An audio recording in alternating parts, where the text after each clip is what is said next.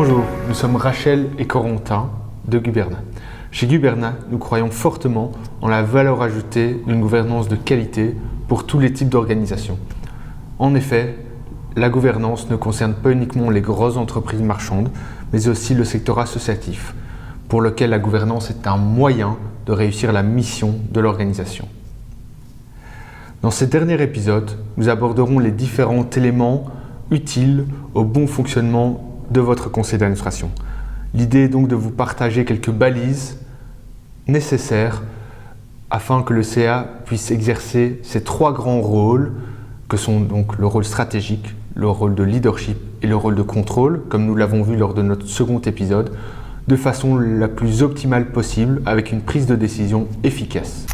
Avant d'arriver à un CA véritablement efficace, il est nécessaire qu'il y ait une volonté partagée et collégiale véritablement de l'améliorer. Une fois cette réflexion menée et cette volonté bien établie, un processus de professionnalisation pourra être lancé. Plusieurs éléments seront alors importants. Tout d'abord, la composition. Elle était le sujet de notre troisième épisode de cette série de webinaires. Nous n'y reviendrons pas ici, mais sachez toutefois qu'une composition adéquate est un élément essentiel pour un fonctionnement optimal et efficace du conseil d'administration. Ensuite, il convient d'examiner un autre élément qu'est le fonctionnement concret du conseil d'administration. Mais demandons tout d'abord l'avis à quelques administrateurs à ce sujet. Pour qu'un conseil d'administration puisse fonctionner efficacement, je suis extrêmement sensible à deux éléments ou plusieurs éléments. Commençons par le plus important pour moi qui est d'établir un cadre. Donc un cadre, ça peut paraître lourd, mais le formalisme est indispensable au bon fonctionnement d'un conseil. J'entends par formalisme le fait d'envoyer à temps des convocations, le fait d'envoyer des dossiers qui permettent aux administrateurs de se préparer, le fait d'établir dans des délais très raisonnables les procès-verbaux des réunions, le fait d'assurer un suivi des points décidés. Donc, soyons très structurés dans le formalisme et c'est en tous les cas ce à quoi je suis vigilant. Également, avoir de la disponibilité pour qu'un conseil fonctionne bien. L'administrateur doit prendre le temps de préparer son conseil, de préparer les dossiers, de s'informer, de prendre les contacts nécessaires et d'arriver avec une matière qu'il a préparée et travaillée. Formalisme, disponibilité et préparation, voilà à mon avis les trois points clés d'un conseil d'administration pour l'association que je dirige en tous les cas. Quelle est la composition idéale d'un conseil d'administration dans une ASBL? On est heureusement bien au-delà de la bonne volonté, du temps libre et les amis des amis. Je prends un exemple, je suis administrateur chez Travi, une ASBL bruxelloise de 350 personnes qui ont un léger handicap mental. Nous faisons de l'emballage, de la préparation alimentaire, mais nous avons des véritables clients, internationaux même, un chiffre d'affaires à défendre, des investissements à faire. Et donc nous sommes une véritable entreprise, avec un résultat à assurer pour le bien-être des 350 personnes. Et donc, quels sont les critères d'admission dans un conseil d'administration? J'en prends trois. Premièrement, l'attachement aux valeurs et le sens. Il ne s'agit pas ici d'investir dans des machines ou de l'automatisation. Nous devons garder à l'esprit que nous devons garantir un travail qui donne du sens pour ceux qui le font et qui est surtout fait pour les faibles. 2. Il faut apporter de la compétence et de l'expérience. Nous allons ici bien au-delà de l'expérience financière et légale.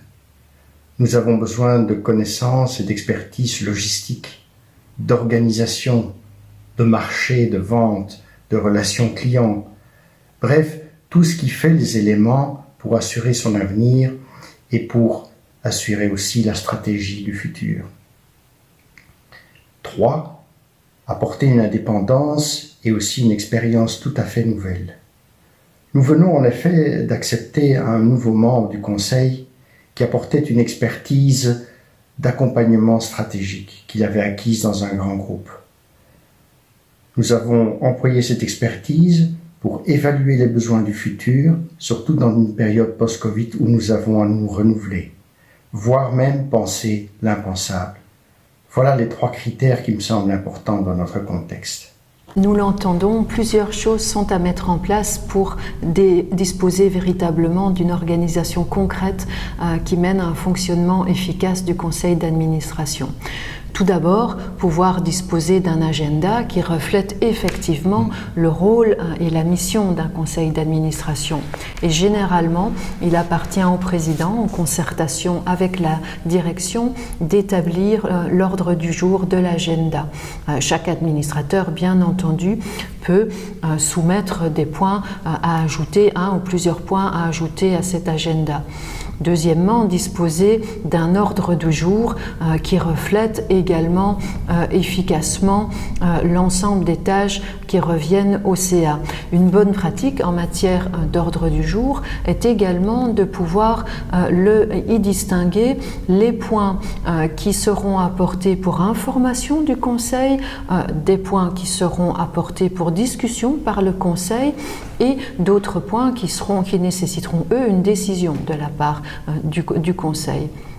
Un autre élément important et bonne pratique est de pouvoir s'assurer également que l'on dispose d'un agenda annuel qui couvre, lui, l'ensemble des rôles attendus du conseil d'administration. La fréquence et la durée des réunions est aussi quelque chose d'important. Elles ne doivent pas être trop peu nombreuses, sous peine de ne pas pouvoir exercer ces rôles, mais elles ne doivent pas non plus être trop fréquentes, sous peine de tomber dans des questions trop opérationnelles pour un conseil d'administration. La gestion du temps également est assez importante. Le conseil d'administration doit réfléchir à combien de temps est-ce qu'il veut prévoir pour les présentations du management, combien de temps est-ce qu'il prévoit pour les discussions qui peuvent avoir lieu et combien de temps est-ce qu'il prévoit pour les décisions. C'est aussi quelque chose d'important. Enfin, le conseil d'administration doit aussi avoir en tête que la direction va investir beaucoup de temps et d'énergie à établir et à préparer ces réunions. Ne pas surcharger la direction, ou plutôt s'assurer à ce que la direction dispose des ressources nécessaires pour pouvoir alimenter de façon optimale ces réunions, c'est aussi une tâche du conseil d'administration. Enfin, élaborer un procès-verbal qui reflète réellement les discussions qui ont eu lieu est quelque chose d'important. Dans la pratique, on constate que ce n'est pas toujours le cas. On vous invite donc à élaborer ces procès-verbaux avec le plus grand professionnalisme possible. C'est vraiment la mémoire de votre conseil. Par ailleurs, cela peut aussi servir d'outil d'introduction pour vos nouveaux administrateurs. Un autre élément clé pour optimiser l'efficacité du fonctionnement d'un conseil est l'information. Demandons à ce sujet l'avis des administrateurs témoins que nous avons interrogés. Comment optimiser le fonctionnement du conseil d'administration en ce qui concerne l'information? Il me semble indispensable que les administrateurs puissent disposer de toute l'information sur l'association, ses activités, ses performances, ses objectifs, son personnel. Ceci concerne également tous les PV et les documents qui ont été discutés lors des réunions du conseil d'administration et de ses comités éventuels. Je suis aussi partisan d'une information facilement accessible, donc autant que possible sur support informatique, sur des supports partagés, disponibles par les administrateurs. Il me semble aussi important de bien communiquer les informations nécessaires au moins 15 jours avant toute réunion du CA et de ses comités éventuels. Ce dernier point fait souvent défaut. On constate souvent que les documents de travail sont remis aux administrateurs en début de réunion. Je pense que c'est vraiment un point à bien prendre en considération. Plus tôt vous avez l'information, mieux vous pouvez l'étudier et cette information pourra alors être abordée de façon beaucoup plus efficace lors de la réunion. Afin d'améliorer l'efficacité de l'organe d'administration, je commencerai par mettre l'accent sur l'importance d'une bonne préparation en amont. Je constate souvent que trop d'administrateurs entrent en réunion sans connaître suffisamment les sujets sur lesquels il faudra pourtant prendre des décisions importantes. Les raisons évoquées sont multiples, informations partielles ou incomplètes, parfois reçues en retard, ou simplement manque de temps dans l'agenda personnel. Aucun de ces prétextes n'est cependant une excuse valable et il incombe à l'administrateur d'être proactif et de prendre toutes les précautions nécessaires pour démarrer la réunion bien préparée. Deuxième constat, bien se préparer ne se limite pas à éplucher et valider les données du passé. Un administrateur doit également avoir la capacité de se projeter dans l'avenir et de développer une vision stratégique. Il doit rester curieux et en éveil permanent, même en dehors des réunions. Car les enjeux externes se multiplient et sa responsabilité tend à couvrir un plus large spectre de domaines. Au Centre de bonne gouvernance Paul Tassin, la stratégie est considérée comme une priorité et se trouve à l'agenda parmi les premiers points à traiter, bien avant le relevé financier de la période écoulée. Placer le curseur sur le futur permet d'explorer de nouvelles idées, de stimuler l'imagination et de réfléchir out of the box. Dans le contexte disruptif actuel, c'est devenu une question de survie pour toute entreprise, y compris pour les ASBL. L'information, on le voit, comme le soulignent les administrateurs dans ces interviews, est un élément essentiel pour optimiser l'efficacité du fonctionnement d'un conseil. Comme le soulignent les administrateurs dans ces interviews, l'information est effectivement essentielle pour le fonctionnement d'un conseil d'administration. C'est en effet sur cette base que seront prises les décisions. Et pour ce faire, les administrateurs doivent pouvoir disposer de l'information adéquate avant les réunions, pendant les réunions, mais également après les réunions ou entre celles-ci. Le timing, on le voit, est également important afin que les administrateurs puissent disposer du temps nécessaire pour prendre connaissance de ces informations. Par ailleurs, le volume d'informations et la quantité d'informations transmises est également important. Il importe qu'il ne soit pas trop important, avec trop d'informations détaillées qui noieraient le conseil d'administration ou qui le mènerait vers un niveau de fonctionnement opérationnel trop opérationnel pour un conseil. Ces informations ne doivent pas non plus être trop superficielles, sous peine de ne pas pouvoir prendre des décisions en connaissance de cause. Une bonne pratique en cette matière est de joindre par exemple un résumé d'informations plus détaillées et nécessaires au fonctionnement du conseil d'administration. Par ailleurs, le conseil d'administration doit aussi faire attention à l'asymétrie d'informations possible entre les administrateurs. En général, cette asymétrie se joue entre les administrateurs exécutifs, d'une part, qui par définition sont au quotidien, ou presque, dans l'organisation, et les administrateurs non exécutifs. Cette asymétrie d'informations peut vraiment nuire à la valeur ajoutée des décisions prises et à la collégialité. Mais il y a aussi un autre élément relatif à l'information. Les administrateurs ont bien sûr un droit à l'information, mais ils ont également un devoir de s'informer de façon proactive en ne dépendant pas uniquement des informations données de façon explicite par la direction. Effectivement, Corentin, et en corollaire de ce droit à l'information des administrateurs, l'administrateur a également le devoir de respecter la confidentialité des informations qui lui sont confiées. Et cela peut engendrer certains arbitrages qui pourraient être délicats, notamment si l'administrateur représente une partie prenante. Par exemple, il sera alors utile d'avoir au préalable discuté, pensé et réfléchi ces points pour éviter toute mésentente, voire dilemme dans le chef de l'administrateur. Il est également une bonne pratique qui consiste à pouvoir disposer d'un règlement d'ordre intérieur. Un point à souligner en matière d'information et de respect de la confidentialité est que cette discrétion de l'administrateur renforce la collégialité et participe véritablement à construire un climat de confiance entre administrateurs et avec l'organisation, bien entendu. Vient maintenant une composante absolument essentielle, bien que difficilement quantifiable, qui est celle de la dynamique. Là encore, nous avons demandé à nos intervenants leur avis sur la question. optimiser le fonctionnement du CA en ce qui concerne sa dynamique. Un bon conseil d'administration doit pouvoir fonctionner de façon collégiale. Il faut éviter des décisions à la majorité des voix et privilégier une prise de décision par consensus.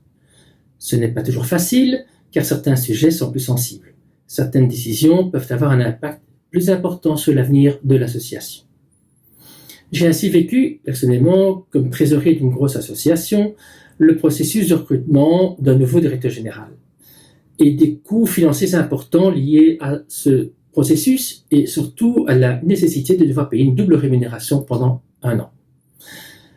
Certains collègues au sein du CA se sont montrés très hésitants, pour ne pas dire même négatifs, et il nous a fallu au président et à moi-même beaucoup de capacité d'explication et de dialogue pour arriver à une décision positive et la plus consensuelle possible. Mais celle-ci nous a pris beaucoup de temps. En conclusion, il faut privilégier un climat ouvert et constructif au sein du CA et aussi avoir un président actif, bienveillant et apte au dialogue et à la concertation. En écoutant l'intervention de nos administrateurs, nous comprenons bien que pour une bonne dynamique, il faut que chaque administrateur soit proactif et agisse de façon professionnelle. Cela implique de la disponibilité, une préparation suffisante, une présence effective et une participation active durant les réunions. Ceci afin que la prise de décision puisse être effectivement collégiale et prise par consensus. Le CA est en effet un organe collégial. Le processus décisionnel ne doit donc pas être dominé par un individu, ni même par un groupe d'individus. C'est donc via un débat équilibré, un partage de connaissances et de perspectives que peut se mettre en place l'intelligence collective qui amènera des décisions riches et ayant une valeur ajoutée pour l'organisation. Enfin, il est important que le conseil d'administration puisse jouer un rôle crucial dans la détermination des valeurs et de la culture de l'organisation. Ces derniers doivent montrer l'exemple. Un autre point concerne la rémunération des administrateurs. Les opinions sont très différentes sur ce sujet et la tendance dans le secteur associatif semble toujours être de ne pas rémunérer ces administrateurs. Et cela pour différents motifs. La raison peut tout d'abord en être pragmatique. Beaucoup d'ASBL ne disposent pas de la marge suffisante pour rémunérer leurs administrateurs. La raison à cette non-rémunération peut également être symbolique, car beaucoup de personnes travaillent de façon bénévole dans les associations et rémunérer des administrateurs pour quelques réunions par an pourrait générer des incompréhensions, voire des conflits en interne. Un autre motif est également tout à fait volontaire. En effet, de nombreux administrateurs souhaitent exercer et avoir un impact positif dans la société et offrir un mandat, exercer un mandat dans le secteur associatif est une démarche volontaire et pour eux une façon de jouer un rôle sociétal de façon bénévole et pour lequel l'aspect pécunier n'est pas un objectif en soi. Comme bien souvent en gouvernance, one size does not fit all. Il y a bien sûr des arguments qui plaident en faveur de la rémunération des administrateurs en ASBL. Premièrement, comme le dit l'adage, tout travail mérite salaire. Être administrateur est un travail à part entière et qui prend du temps. Deuxièmement, cela peut supporter la professionnalisation du conseil d'administration. En effet, être rémunéré, même de façon symbolique, peut être un gage de sérieux et amener une certaine légitimité à la fonction d'administrateur. Troisièmement, la responsabilité des administrateurs, qu'ils soient rémunérés ou non rémunérés, est absolument identique. Les risques sont donc les mêmes. C'est d'autant plus vrai avec le Code des sociétés et des associations qui clarifie vraiment la responsabilité des administrateurs en ASBL. Cela étant dit, pour la responsabilité, nous ne pouvons que vous conseiller de souscrire, vous ou votre organisation, à une assurance responsabilité des administrateurs. C'est à ce point une bonne pratique que nous offrons à l'ensemble de nos membres individuels ce type d'assurance. On le voit, la rémunération a ses pour et ses contre. L'idée n'est pas d'avoir un avis arrêté sur la question. Ceci, donc le choix de rémunérer ou non vos administrateurs, dépendra en dernier recours de la nature de l'activité de votre organisation, de la volonté de vos administrateurs, des éventuels investissements qu'ils doivent fournir pour bien remplir ce mandat, etc. Un rôle clé dans le bon fonctionnement du conseil d'administration est celui du président. Écoutons à ce sujet l'avis de praticiens. Le rôle spécifique du président d'un conseil d'administration. Vous avez probablement tous expérimenté soit des présidents extrêmement dictatoriaux qui finalement lançaient un long laïus et tout le monde écoutait, ou un président qui ne gérait rien et qui finalement faisait partie des administrateurs et qui n'avait pas un rôle spécifique. Selon moi, deux choses importantes que j'aimerais partager de mon expérience. Lié à la posture du président. Je pense qu'un bon président, un président efficace, c'est un président qui prendra la juste distance par rapport au débat et qui veillera surtout à fédérer les administrateurs autour des décisions qui sont prises. C'est aussi une personne qui veillera à ce que les points de vue des différentes personnes puissent être intégrés à minima dans le débat avec ceux qui parlent plus facilement et à ceux qui parlent moins facilement dans l'organisation. Ça me semble être un des aspects extrêmement importants. Le deuxième aspect, c'est la relation entre le président et le directeur général. Je pense que beaucoup de la qualité d'une réunion d'un conseil d'administration vient de la préparation de ces réunions entre le directeur et le président, pour s'assurer d'une part que les sujets importants pour le conseil d'administration soient autour de la table, mais aussi que les sujets qui sont spécifiques, qui sont dans l'actualité de l'équipe, soient absolument taclés par le conseil d'administration. Trop souvent, il y a un disconnect entre les deux, et de ce fait, le conseil d'administration n'est pas un support, ne devient plus un support à l'équipe, mais plutôt un poids où on dit « Ah, encore un conseil d'administration ». Évitons ça. Et je pense que le président a un rôle essentiel à jouer à cet égard. La question du rôle du président est extrêmement difficile pour moi parce qu'elle a toute son importance à la fois pour le bon fonctionnement de l'association, à la fois pour le bon fonctionnement du conseil et à la fois pour le bon fonctionnement de la relation avec le directeur général. Je m'explique. Pour que la dynamique du conseil fonctionne, le président doit être extrêmement bien informé, extrêmement bien préparé et doit avoir en tête en tous les cas la collégialité. Je fais partie de ceux qui pensent que les décisions et les bonnes décisions et les bonnes analyses et les bonnes critiques se basent sur le principe de la collégialité, qu'un conseil d'administration où on vote in fine et où il faut se compter est un mauvais conseil d'administration qui doit revoir ses process, qui doit se réanalyser. Après, bien distinguer, un conseil d'administration, un président, n'est pas un exécutif. C'est un primus inter pares, ce n'est pas un exécutif. L'exécutif est dans les mains du directeur général, mais ce binôme, président, directeur général est clé. Il faut se faire confiance, il faut se compléter, il faut se challenger, mais chacun son rôle, l'un pour la gestion journalière, l'autre pour l'animation de ce groupe qui doit en permanence réinterroger la stratégie, l'objectif, l'objet social. En tant que véritable chef d'orchestre et médiateur au sein du Conseil, le président assure véritablement son fonctionnement optimal. Il est le garant de l'efficacité de celui-ci. Par sa capacité à clarifier, à reformuler les expressions, il s'assure également de la collégialité du fonctionnement du Conseil. Et il va véritablement construire un climat de confiance au sein du Conseil en s'assurant de l'adhésion de tous aux décisions qui seront proposées, mais en favorisant également une expression constructive et possible des avis divergents parfois, en veillant à s'assurer de l'expression de l'avis et des opinions de chacun au sein du Conseil. Il veillera ensuite à reformuler les avis et à proposer et établir une proposition de décision à l'issue de la réunion. Oui, tout à fait. Et il a également un rôle central, on peut le dire, dans le tripode de gouvernance.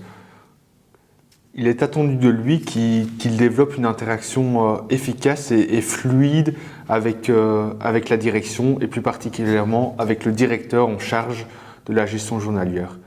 Il est aussi attendu de lui qu'il mette en place ou qu'il participe ou garantisse à une communication efficace avec l'Assemblée générale. C'est donc un point de contact, une caisse de résonance, tant pour la direction que pour les membres de l'Assemblée générale, mais aussi pour l'ensemble du collège d'administration. Il a le profil, comme Rachel l'a dit, d'un médiateur, d'un fédérateur et d'un arbitre. C'est l'ambassadeur de l'organisation. Enfin, pour des questions d'équilibre de pouvoir, il est conseillé que le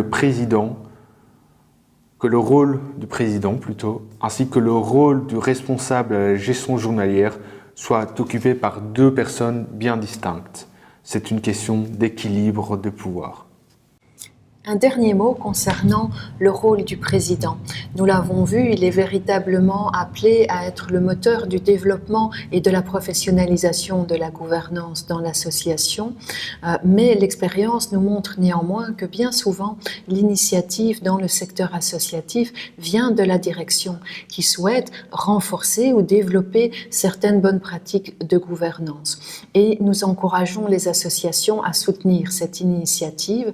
En effet, créer des débats, des discussions intéressantes est aussi de l'intérêt des associations et de l'organisation. Et c'est aussi cela, la bonne gouvernance, être capable de pouvoir aligner les intérêts de chacune des parties. Voilà pour les différents éléments à avoir en tête lorsqu'on évoque le bon fonctionnement du conseil d'administration. Mais comment savoir si c'est bien le cas? Pour ce faire, le conseil peut procéder à une évaluation, que ce soit fait de façon interne, sous forme d'auto-évaluation, ou externe, donc avec des tiers. Il est important qu'elle soit faite de façon régulière, mais aussi que des actions concrètes soient prises suite à cette évaluation. De façon concrète, si vous voulez évaluer ou faire évaluer votre conseil d'administration, nous vous conseillons de répondre aux questions suivantes. Quels sont les objectifs ? Qui va-t-on évaluer? Que va-t-on évaluer? Qui sera interrogé? Quelles seront les techniques utilisées? Qui va effectuer l'évaluation? Et que faire des résultats de l'évaluation? Voilà, nous arrivons à la fin de ce 4e et dernier épisode de cette série de webinaires. Nous avons évoqué dans celui-ci les éléments essentiels au bon fonctionnement et à la façon d'optimiser la valeur ajoutée d'un conseil d'administration. Nous arrivons aussi au terme de cette série de webinaires, de ces 4 épisodes. Nous espérons qu'ils vous auront été utiles pour développer et professionnaliser le fonctionnement de votre association. N'hésitez pas à revenir vers nous si vous souhaitez plus d'informations ou plus de détails sur certains points. Et pour terminer, nous souhaitons vivement encore remercier la Loterie nationale ainsi que les joueurs de la Loterie nationale qui ont rendu possible la réalisation de ces webinaires. Merci. Merci.